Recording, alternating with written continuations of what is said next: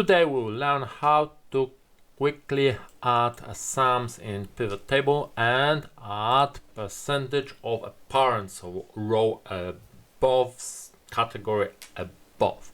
And we have just a simple data set, category and products in those categories. So we are just selecting one. So in our data, go on the insert tab, pivot table, and we putting our pivot table on an existing worksheet.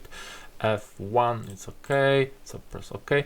And now I need category and then product in two rows labels, and I need twice revenue in values, so sum area, and I prefer tabular layout. So on the design tab, report layout, show in tabular form, so I have category and products separately, and I have a sum and I have a sum of revenue too. And this sum of revenue I want to change. I just need to right click one of the cells with a number and then to show value as, and I want percentage of parent row total, and thanks to that the sums was changed into percentage of the parent row. So apples are around 35% of sales of all fruits,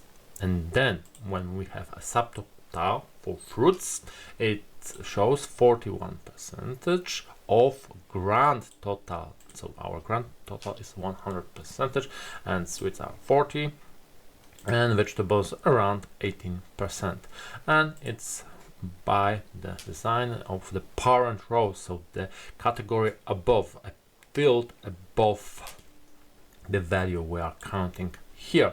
And based on that, let's change the headers for percentage of parent, and here just leave only sum, and we have nice pivot table with summarizing our data.